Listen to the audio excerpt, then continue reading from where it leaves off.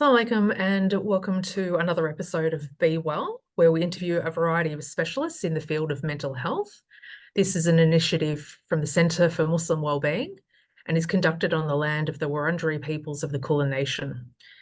Let me begin also in this week of NAIDOC by paying my respects to elders past, present and emerging. In this episode, we actually take a closer look at grief and loss with psychotherapist Dr. Amirah Shah. Amirah is a registered psychotherapist and professional supervisor who specialises in transcultural grief and trauma. Her academic background is extensive in psychology and counselling, and she's been in the mental health industry in Singapore and Australia since 2009. As a practitioner and lecturer, her experience spans working across different stages of the lifespan, working with children and adults who have been presenting with a range of different presentations, including neurodiverse clients, clients with disabilities, clients experiencing post-traumatic stress disorder and complex PTSD as well. Also working with clients who are at the end of their life and looking at supporting clients in end-of-life care, chronic illness, intercultural relationships, as well as what we'll be talking about today, which is grief and loss. Her PhD research explored how grief interacted with faith amongst Muslims, and she's a published author of a children's book on navigating grief with a book called The Truck Family, which maybe Amirah can talk about. So welcome, Amirah, to Be Well. Thank you, Monique. It's a pleasure to join you today and to share what I've learned. So I did publish a children's book a couple of years ago on navigating grief called The Truck Family.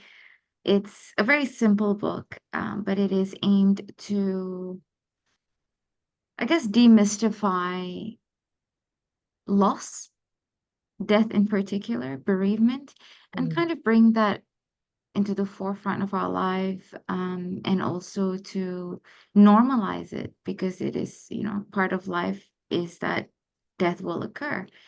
So it's to not only normalize it, but also to allow parents and teachers to find a healthy bridge to be able to talk about it through story, through narrative, to connect with your kids. Who might be experiencing anticipatory grief. So they, maybe one of their grandparents or parents or aunties or uncles might be ill, or who have already experienced loss, because kids have questions and we don't want to silence that. We want to educate them, but you want to do it in an emotionally intelligent way. So while the story is a children's book, you also have the last couple of pages to help parents to hold conversations with the children. What are some of the emotions that you feel, to normalize these emotions, like feeling numb or just blank, or being able to ask questions about what is death and what happens when people die, rather than using euphemisms and dodging the truth and the reality of it. So that was the intention for the book. And it's also an audiobook, and it comes in an ebook as well. The audiobook for me was fun because I did not read it, but I got to pick who could read it for me. I mean, who could be the narrator, and I picked an old British dude. Just because that's all I could hear. Once upon a time, there was a truck. Like, I just needed that British accent for some reason. Because that's how I grew up when I'm listening to, stories.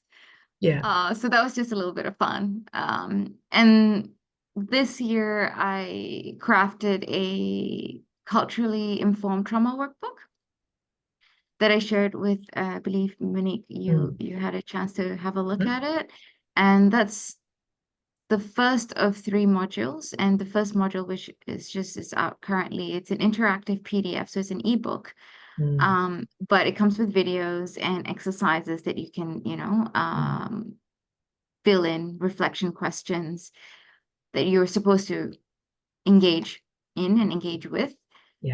And that's to help you through your past. So there's a lot of psychoeducation, and it's culturally informed. So you've got the neuroscience, that's backing the theories behind trauma, but also the cultural aspects of things, the thick cultural layer that embeds that we're embedded in our lives. So yeah, so those are the two things that I've produced in the last couple of years. Wow, you've been busy, and what a beautiful resource that you talk about in that children's book, and very needed. You can't have too many of those books. I know, being a psych for a very long time, particularly working with Muslim communities, it has been at times challenging to have to search around for those books, even just books that describe the experience of any level of emotion, really. But grief is a particularly important one. Otherwise, when parents don't have strategies, silence is the strategy, not saying anything. Mm. So, like you're saying, they dodge a bullet by trying to evade the questions of their children when these things happen. When we lose people. So, what a lovely resource. And we will put a link to that resource, or to the two resources that you talk about in our link when we post this episode. Well, maybe we can go forward. Can you tell us a little bit about how you came to pursue a career in psychotherapy? What drew or piqued your interest out of anything you could have studied? It was this. How have you come into this industry? Um, Now, it's such a good question because just a week and a half ago, the Australian Counselling Association asked me to write something about basically the same question, something about myself and how I fell into what I'm doing. Um, and and it just got published last Friday on their member spotlight. So I'll just repeat myself and gladly. Yeah, um, absolutely. Today is all about you. I know this is feels awkward. So what happened was, and the feature started with me talking about my dad, and I just told you before we started recording is that my dad passed away last week, quite suddenly, Mm, 2 days before it got published, and uh, apparently he featured in the first paragraph, and it would have been nice if he could have read mm, it. But maybe he has access to it in some form. So it was him. It was him. He did not allow me to do what I wanted to do. So I wanted to do hospitality, and he was a hotelier. So he'd been in hospitality. So I grew up in hospitality. He so-called trained us, or sometimes you might, look at it as child labor, to do things that, he needed us to do yeah, for yeah, free. yeah. So I learned a lot of, I guess, my speaking skills, my writing skills. I learned a lot about accounting, um, developing menus, like all sorts of random operational things that he had to do. So naturally, I wanted to do what he did because it was easy, it was interesting, it was Mm, fun. He was super passionate about it, and we grew up in hotels. So wherever he moved to in whatever mm. country of the hotel that he was running, we lived in it as well. So Wow. it just felt natural. However, he laughed at me when I applied for the Imperial College of Hospitality or something like that. It was in Canada. And and he just looked at me and he just laughed and he just turned away and continued watching soccer. And I'm like, excuse me? And he was like, no, no, you're a girl. You can't do this. Um, and I don't know if he was, it was a gender thing or just the fact that he knew it was hard work and he didn't want that for us, that Mm, experience for us. But whatever his reason was, I just had to apply for something to go to uni. And by mm. then, I'd missed the July intake for the Americas. So I had to do Australia. And so I just looked at Monash. I'm like, what's interesting? Oh, psychology and business. Okay, fine, I'll just do this. Yeah. Um, but it was it wasn't completely on a whim because I know that I've constantly asked questions to my mom growing up, or everyone, any adult Mm. around me, why this, why this, why that, and I think I annoyed them to a great extent. So maybe that temperament kind of it guided me towards taking psychology. And then I got into teaching afterwards because in Singapore, the mental health industry back then was not really a thing. So I could not earn Mm. much with a psych degree. Yeah. Um, and so I went into teaching and I saved up to do my master's and I started doing that. And then, yeah, just kept going. Along the windy path that is Yeah. you forging your own career with the support of your dad, looking and thinking you can be so much more, you know, Mm, the deep yeah. understanding of who the child is to push them further than where the parent has stood. Mm. Thank you. That's beautiful. You've recently completed your PhD in supporting Muslims through grief. Can you give us a definition of what grief is according to yourself, or according to some definition that you really gravitate to? What is grief? Yeah. So grief is the emotional response to loss, and that emotion can look like denial, anger, shock, joy, Mm, sadness, whatever, confusion, mm, emptiness, whatever it is. But it is ultimately the emotional response. mm. Yeah, yeah. I know grief can feel it's quite an overwhelming and heavy emotion. And when it makes its way into my counselling room in particular, it's usually quite a heavy emotion, but it can also be light and reflective and at times beautiful if it's crafted as such, and can catch you by surprise. And it can feel really heavy like a stone or sharp.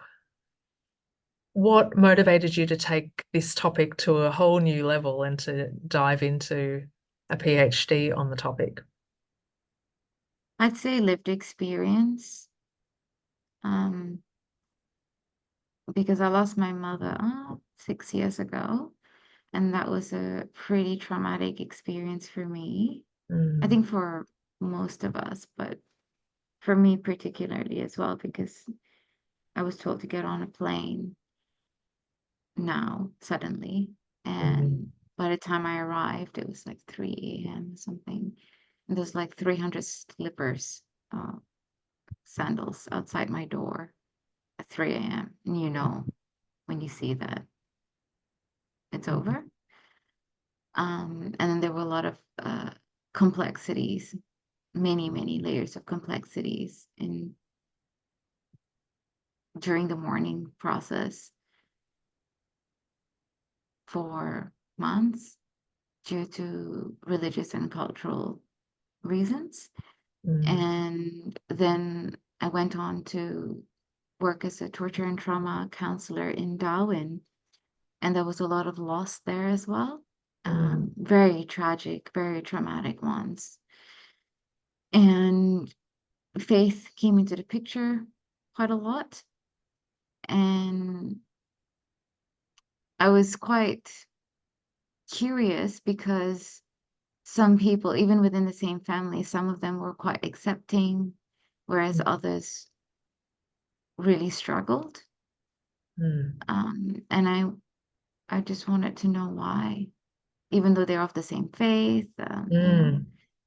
So I thought, well, I'll just do a PhD on it, to honor my mother. And then when I Mm, started, 6 months in, my partner passed away.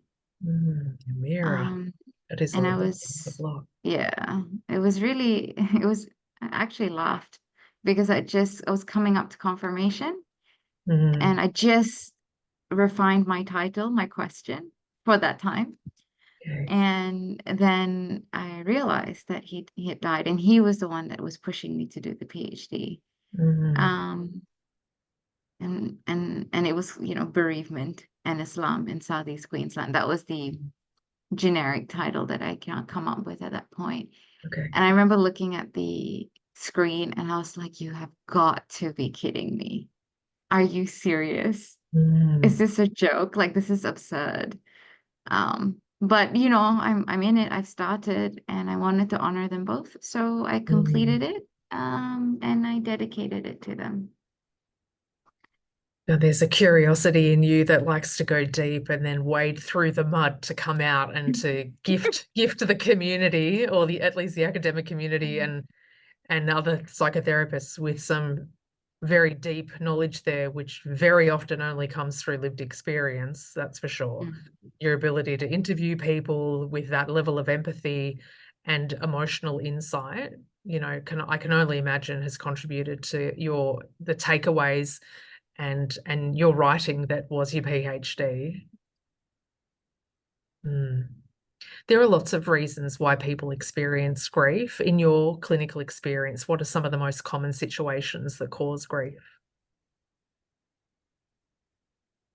There's so many, right? So, I mean, one we've talked about is bereavement. So, bereavement is the death of a loved one. And then you've got divorce or marital separation. That's a really big one. That's number two, probably on the list. Yeah. And then the third one, loss of health, because that is quite varied, or loss of ability. So, experiencing severe illness or disability can lead to a lot of grief. Mm. Miscarriage, stillbirth, infertility. Infertility is a really big one as well. Yeah. Because it's not, is, we're naive, right? We think we're living life. We don't think about death. We think we will have kids and family one day, but we don't think about the chances that this may not happen for us. Right. A loss of employment, perhaps, or Mm. financial stability, Yeah. relocation, displacement, human displacement from migration, from wars, which, we have been bombarded with in the last year. Absolutely. The loss of also religious and cultural identity. Mm. Yeah. Especially when you experience marginalization or Racism. discrimination, um, not being able to practice your faith openly, Mm. or your own cultural traditions, and force majeure, natural disasters Yeah. comes with, a myriad of losses. Mm. And often we don't talk about this, but the loss of a pet, like a family pet, Mm. because we can attribute so much meaning to that, especially with, mammals, Mm. I'd say, yeah, warm-blooded creatures. Mm. So, yeah, it's lots of things we grieve over. Sometimes even with all these losses, we end up grieving over the loss of a future. Mm. And you have an ideal anticipated future of the way life should be and would be. And so then we have these losses and we're like, oh, okay, now I'm going to grieve that future that I thought I'll have, or the loss of an innocence, especially with abuse. Sexual Mm. abuse is a really big one. You lose Yeah. your innocence and you're like, I'll never be that person again. Mm. Similar thing comes up with family violence too, particularly if it's in Yeah. a first serious relationship, like it's in someone's first marriage or something like that, that a naivety that emerges, like as in that is lost. And that you're talking about that innocence too. You've covered the absolute majority of things that I think that both you and I see when people present with loss, and I'm sure there's many things that we haven't covered, but they are definitely some of the biggest things. And I think one of the things that promotes loss is also people being out of control, that the thing that gets taken away, the thing that doesn't occur for us is most often very outside of our control. And people And don't like that's that sense of the uncertainty that comes up with not feeling in control or to have some degree of predictability over their future. I'm so glad you brought that up because two things, right? Loss is something that happens to us. We have no control. It just happens to us. Mm. And when that sense of lack of control or lack of, or when your worldview is shattered, like the way you see life and the way you've constructed your meaning of life now no longer stands, that Mm. triggers an existential crisis or a spiritual crisis.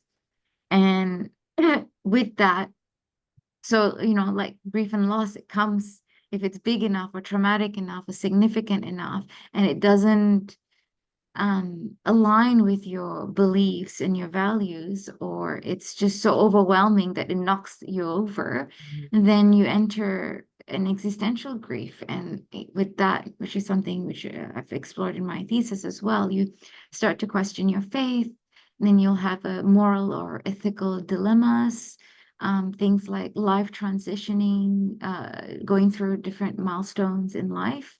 Um, and accomplishments or lack of can lead to existential grief, even like being an empty Yeah. nester sometimes. And then witnessing other people's suffering and injustice, which we have all Mm, um, been, the world has been a witness to that recently. that's right. Aging, mortality, and loneliness, or loss of cognition or Mm, cognitive capacities, yeah. or seeing your loved ones losing that. Um, yeah. Yeah. Yeah. And these were all real circumstances, and no one's going to be untouched by it. Mm. And Yeah. but sometimes I notice there's a lack of compassion that we have for ourselves when we experience loss, because there's a stoicism that I think can come through many different types of cultural scripts of, because it's so expected, as in terms of it's a part of life, that there's not enough psychological or emotional space given to what it is that when you're in it. So there's, I think a lot of scripts that don't allow someone to experience and to sit in the emotions that come up with grief, or to ride the wave of it adequately. And often people can be quite harsh on themselves, like, oh, well, yes, well, of course this happens, and I should just get on with it, and not Mm. giving ourselves permission to feel our feelings. Mm. Mm. Yeah. It's like the head and the heart are in different places. Yeah, that's a really lovely way to put it. Through your research and through your clinical experience, what are some of the most common ways that you see Muslim clients cope with the emotions that arise after loss? So I see a lot of, or I hear and see a lot of prayers. So salah, um, typically people who are more devout or more inclined towards devotion, they engage in a lot more, Quran recitation, prayers, zikrs, tahajjud, lots of du'as, yasin, and istighfar. So asking for forgiveness. Typically, that's what I see. I see a lot of charity as well, actually. At least in Southeast Asia, it's quite Mm. common. Yeah, it's common Uh, here too. yeah. Yeah. Okay. Yeah. And then communal support. You've got people bringing in lots of food for the grieving family, Mm. lots of gatherings, 3 days, 7 days, 40 days, according to the different cultures. They have Right. different rituals. Um, yeah, that's typically Mm. what I've seen. Mm. And then yeah, people talking to each other, I suppose. Mm. I was just observing this during my father's funeral, and I was talking to my sister about it.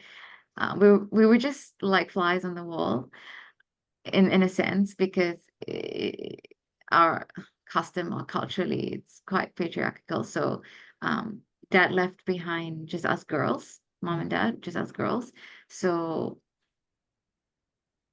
typically most and more of the attention will go on to the male brothers and sisters, like our uncles. Mm. So we were allowed the opportunity to also recede into the background a bit, and just observing how you've got the types of conversations that go on would be, like the funny things or the lovely things that he's done, Mm. their childhood memories, their, positive things, and then just nonsense, just chit chat about, I don't know, barley.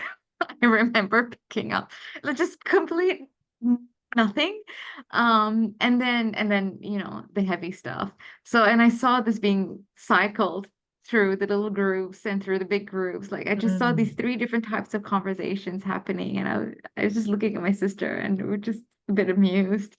Yeah. Um, and this is how we all cope as a collective. We can't constantly grieve and Be cry in and it. sob. Yeah, yeah, you Yeah, have that's to, right. it's an oscillation. You go in and out of it.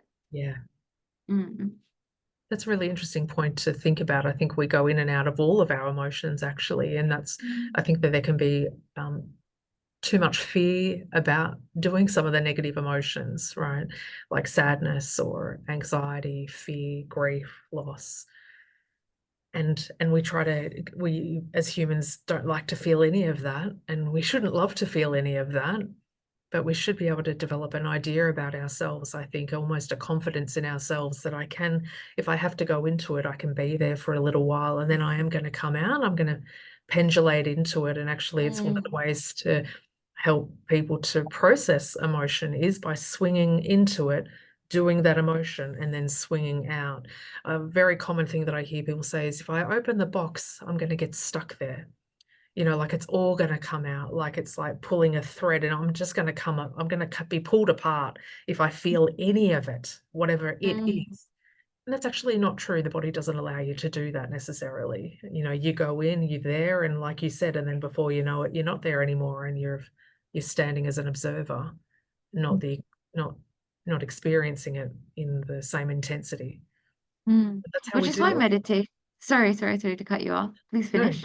I was just going to say that that's how we often recover, from lots of those emotions. We have to feel bits and pieces of it and not go into, sort of a tornado of it, like not be drawn Mm, down into it and get stuck there. We actually need some of that movement, which is interesting because I've got some clients that feel overly burdened, or feel that other people have come out of that too quickly.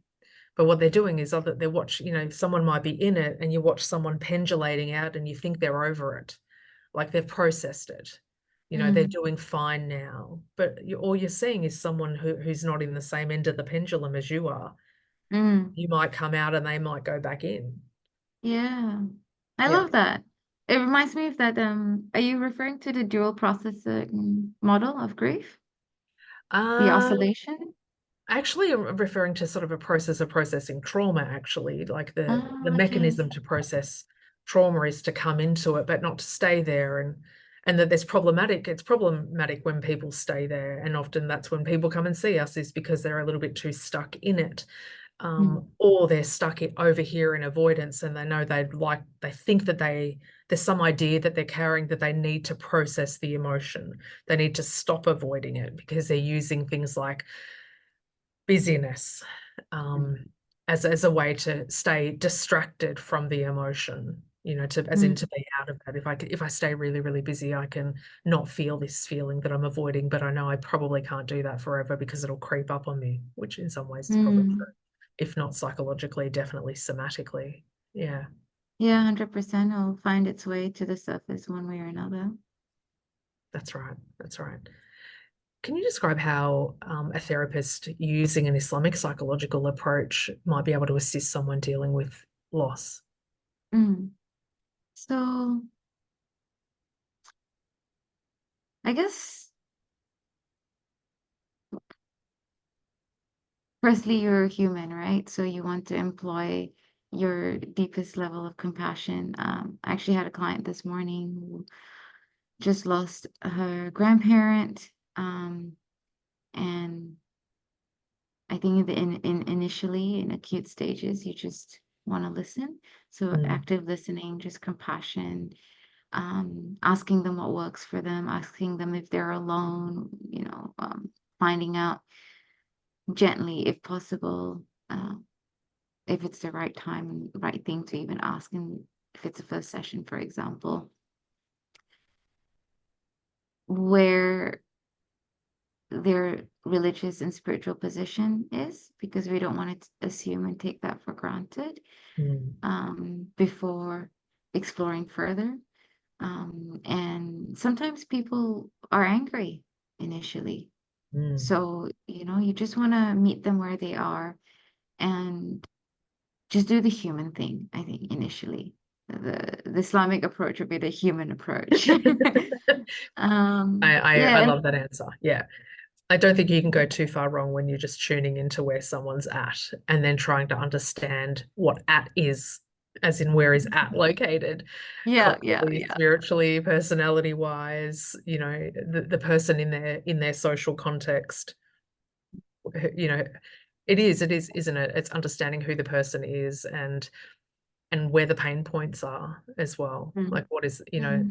an interesting question I feel is what is the hardest part of this experience for you? Now, as a Mm. therapist, if you ask that, you have to be very prepared for the pain. Mm. You got to catch the pain because you've asked for it. Mm. Mm. Mm. Yeah. Oh, that's a good point. Yeah. What Yeah. is the hardest part of this experience? Because they haven't come into you for the easiest part of it. Mm. They've come into you for the hardest part that they don't believe they can carry on their own, which is why Yeah. they need you, the therapist, as the crutch to help them Right. for that to come into the room. But you've got to be then very prepared with usually tissues to Yeah. and to hold the hardest part. I mean, from a practitioner point of view, whenever you are confronted with very difficult existential issues that your clients present with, you don't know when you're going to be confronted with that. It could be like 2 o'clock on a Friday, or like 9 a.m. on a Monday. You're just like, all right, I'm on. Yeah, let's go. Yeah. But to answer your question a bit more holistically, once the acute grief has been held, um, and they're ready to speak and make meaning from it, the meaning making aspect of it. We could go into spiritual reframing. So, understanding qada and qadar, fate and divine decree. If that's something for them Mm, to to navigate through. It's not for everybody and it's not for every moment. Sometimes people need a few months, weeks, years, to get there. So to also recognize that as a therapist. And then before you go into purpose and meaning making, uh, and then there's the emotional and psychological support that we can provide them with. So, you want to validate the feelings. You mm, want to get them to tell their story. So narrative therapy, the more the more the narrative gets expressed, also the more concrete the reality of the loss gets set and mm, etched into the mind, right? Because you're mm, repeating repetition. right. And then the more they talk about it, they'll weave in more and more details they'll remember. So the story gets richer and richer. So the story of loss and grief can also be bolstered with love and humor and anger Mm, and denial. And so it gets really rich. and resources. And then they can draw inspiration and strengths Mm, from their own stories, right? right. And then you want to also, I mean, if you're more cognitively inclined as a therapist, you can also kind of gear things into positive thinking, like Mm, thinking about like God's mercy, God's compassion, maintaining hope and trust in divinity, and then also maybe being able to challenge negative thoughts. But often I allow for the negative thoughts to be mm, surfaced and be expressed in the initial stages, just because it needs an outlet. Like if I shut it down, then all the family members are like, "Don't cry," acceptance and you know all that all those cliche lines that are delivered to you yeah. with good intention but not with the deepest thought. Sometimes the therapeutic room is just the only place you can be like, well, why is this happening to me? It's so unfair. And I don't want to say like, well, nobody said life is going to be fair. Life is Mm, suffering, and then get a chair thrown at me. So they need that space because I needed that space when I was going through all these sort of things. So yeah. to allow for that Amirah, negative do you think that emotion. um, Mm. do you think that there's any takeaways or advice that you have for therapists to do this kind of work? Because often the stories are incredibly heart-wrenching. And I'm just wondering if there's been, times where you yourself have been also affected by stories, or is there ways that you guard and protect yourself as a therapist as you do some of the grief and loss work? I actually developed a practice during my research because I had to talk to 20 bereaved Muslims Mm, about their grief stories. And when someone starts talking about one loss, all the losses unravel. Grandparents, cat, disabilities, moving, migration, mm, all of them come out quite naturally. So it kind of shows you how there's a chronologically temporal nature to the narrative of loss in our lives. It's Right. kind of cool. Um, It's like a train. It's like a carriage that's yeah. added on each, and then you've just got this carriage, this train with lots of carriages of loss, and each one holds a story and possibly Mm. something in it. And it's really cool. I mean, now we're going to nerd speak, but bear with me. It's really cool because now loss or whatever that emotion is, generally loss is just so profound that it now grief is the most salient thing in your mind, right? And then all the other grievances come to the forefront, and the chronological way of organization is just a hallmark of the human cognition and psyche and learning, because we learn best through stories. The Quran is full of stories, the Hadith is full of stories. We remember everything because Mm. of the story, the narrative fashion. Mm. So it's cool. Yeah. So you're saying if we appreciate the magnitude and importance of what loss does for someone's life, as in it strings together lots of stories that perhaps someone has the ability to make meaning of, as in this is who I am because I have had these type of losses, that's a way for perhaps therapists to appreciate the magnitude of change or opportunity or insight that it can give for a person. And then if someone is spiritually inclined, then we can kind of reflect that back, saying, okay, what does this mean for you in a spiritual sense? And Mm. what do you think the divinity is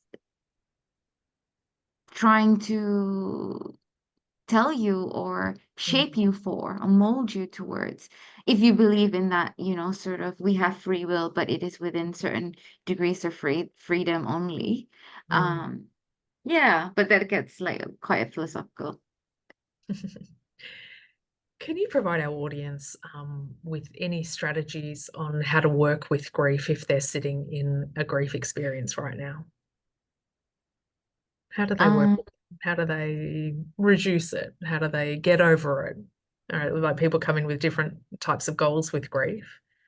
yeah, well, I think the word get over or move on is, Mm. these phrases are not appropriate for grief particularly. It's more like move forward. Like now you carry it. It's part of you. You're no longer that person before this loss. You're a different person now. And I think parents, people who have children, can resonate with this concept. Like you have children, right? Mhm.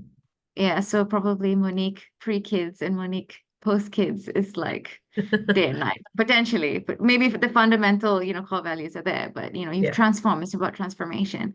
Okay. Um, so not clinging on to who you were. So basically not being so tight on your identity of yourself, Mm. which is a step towards ego dissolution, which is the hallmark of spiritual practice and development, right?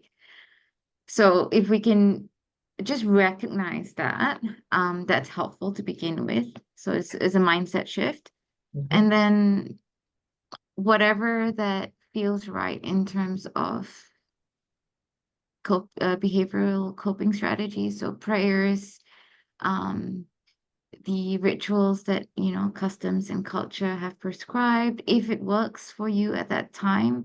And I want to highlight the transcultural nature of the Australian society at this point. We are not we're not homogenous, we're heterogeneous. So we take in a lot of cultures, we're quite secular. And so to recognize that maybe prayer is not for me today. Maybe I'm angry today, and that's okay because that's grief. It's one emotion.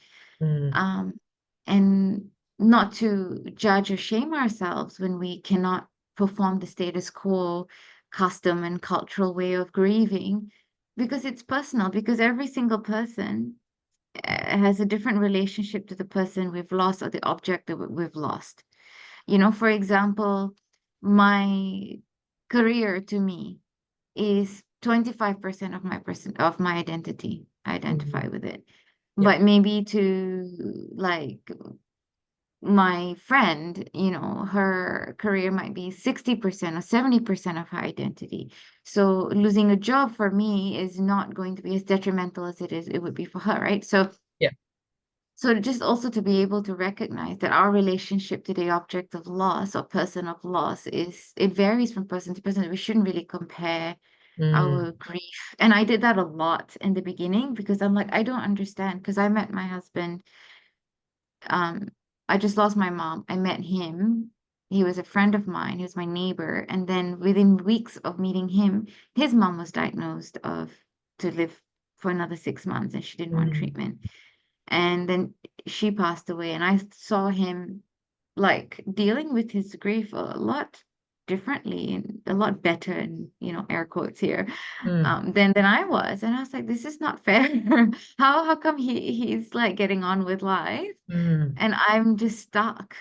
And Right. that obviously the PhD gave me some answers. So recognizing that our relationship with the object of loss is varies from person to person, that we can engage in the status quo of the cultural and spiritual practices that have been prescribed if it helps us. Mm. And then, also at the same time, just being able to forcing ourselves, if anything, to hydrate, to have at least one meal, if at all. Mm. Um, Maybe shower every day or a couple of days for a few minutes. I like to tell my clients to take baths if that's Mm. something for them, to go for long walks. So since my dad's passed away, I've just been trying to drag my sister out for like a 10-15 minute walk to get bubble tea. Yeah. Yeah. Because, it brings us joy, even if it's just a little bit, Yeah. Yeah. and reaching out to people. So with again being mindful that some people may be helpful for their grief, some people may not. Mm. So directing them towards that. And if um, practices around sabr and shukr, so patience and gratitude, is something that Mm. resonates with them, just to ask them, what that looks like for that day. And I do take people through like a mindfulness or relaxation sort of script Mhm. for a few minutes, just for a bit of reprieve and really Yeah. like just rest. Yeah. And finally, I really like to equip people with Islamic literature or poetry that address themes of illnesses and loss and coping from an Islamic perspective. And this can Mm. be like Rumi, Ibn Sina,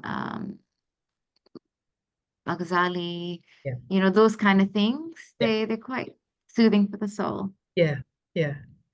That is beautiful, and what an extensive repertoire of strategies to finish up our session on. So I do hope that they will be very beneficial for people. One, because I think it's validating the type of strategies that we use. People often have ideas or rules in their head around how they should be coping, or if they should or shouldn't be experiencing the grief by now. And so there's lots of rules, but sort of that idea of actually allowing yourself to be where you're at and validating your experience is definitely one of those ways to help people to move forward and to take steps forward towards re-emergence as a slightly new, with a slightly transitioned identity or with some wellness. And yeah, it's been absolutely lovely to talk to you, Amirah. And from all of us at CMW, so Centre for Muslim Wellbeing, and the Be Well series, we're very, very sorry for your loss, and may Allah raise your father to the highest of stations, because he has produced you and your sister, and he's gifted everything that all of your accomplishments. There's some investment in there, and inshallah there'll be some mercy to come to him. Inshallah, I mean. Thank you. I'm Ah, wearing his jacket, by the way, if you're oh, wondering why it's like super oversized. no, we didn't even notice. But that's lovely, a lovely transitional object there to hold on to. What a lovely memento. and that's really important for us to feel close to the things that we've lost. And Thank you very much for showing up for us today and for talking about grief and loss, and sharing your personal experiences for us right now. Grief is real. It comes to us unexpectedly, as does loss. And thank you for doing life for us today. And I'm sure this session will be very beneficial to many who listen in. So again, thank you, Amirah, for joining us in this episode of Be Well. You're welcome. Thank you for having me. And it's been good. It's been good to be able to grieve through this as well. Mm. Yeah. Thanks for the opportunity. You're very, very welcome.